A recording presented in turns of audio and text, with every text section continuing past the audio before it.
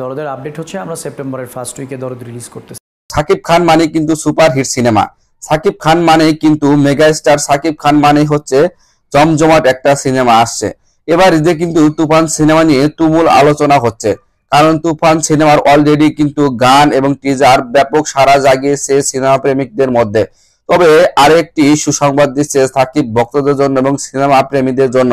সেটি হচ্ছে অনন্য মামুন কিন্তু বলছেন যে সাকিবের সাথে যে তার দরদ মুভিটি সেটি কিন্তু সেপ্টেম্বরে আসতে চলেছে।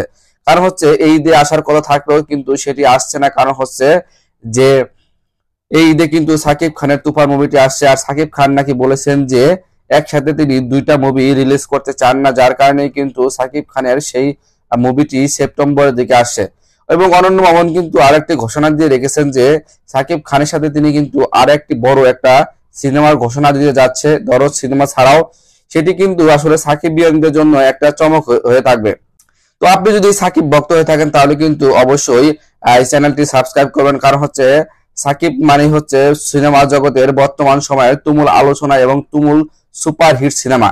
গত কয়েক বছর যাবত সাকিবের সিনেমা ছাড়া কোনো সিনেমাই কিন্তু তেমন ব্যবসা সফল করতে পারছে না।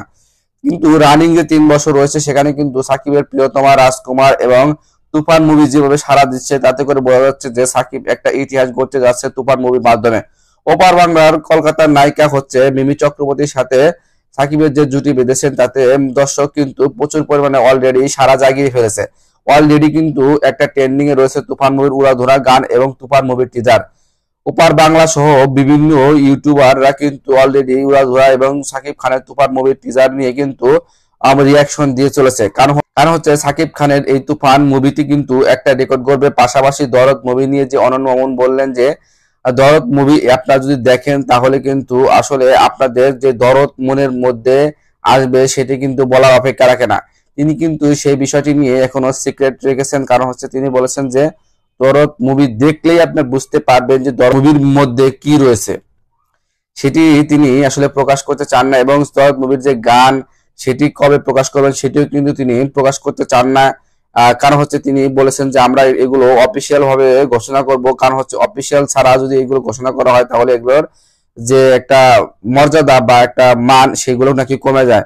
আসলে তিনি একটা সত্য কথা বলেছেন, কারণ হচ্ছে আমাদের বর্তমান সমাজে সাংবাদিক এবং ইউটিউবাররা কিন্তু বিভিন্ন রকম ভুয়া নিউজ ছেড়ে বিভিন্ন ক্ষেত্রে কিন্তু সিনেমার ক্ষতি করছে। কারণ হচ্ছে একটা সিনেমা করতে কিন্তু প্রচুর পরিমাণে একটা অর্থ ব্যয় করা হয়।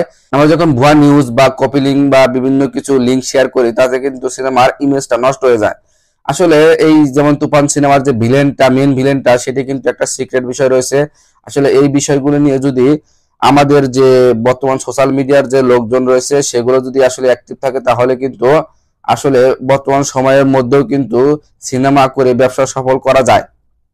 কিন্তু আমরা সবাই যদি সিনেমা হলে গিয়ে সিনেমা দেখি তাহলে কিন্তু আরো কিন্তু জাঁকজমক হবে। তবে এবার যে তুফান সিনেমাটি আসতে চলেছে সেটি কিন্তু একটা বিশাল ব্যবসা সফল করবে বলে জানা যাচ্ছে। কারণ হচ্ছে অলরেডি কিন্তু তুফান সিনেমার যে গানটি মুক্তি পেয়েছে সেটি কিন্তু মিলিয়ন মিলিয়ন ভিউ হচ্ছে। পাশাপাশি যে তুফান মুভির টিজারটি মুক্তি পেয়েছিল সেটিও কিন্তু মিলিয়ন মিলিয়ন ভিউ হয়েছে। তুফান সিনেমার যে গানটি সেটি কিন্তু মিউজিকে ট্রেন্ডিং এ 1 নাম্বার রয়েছেন। আরো দেখা যাক যে সাকিব খানের যে আরো গান মুক্তি পাবে সেগুলো কেমন হয়। তবে আমি মনে করি যে তুফান মুভিটি কিন্তু আসলেই এবার ব্যবসা সফল হবে। যতটুকু শোনা যাচ্ছে যে সাকিব ভক্তরা কিন্তু অধীর আগ্রহে রয়েছে যে তুফান মুভিটি দেখার জন্য।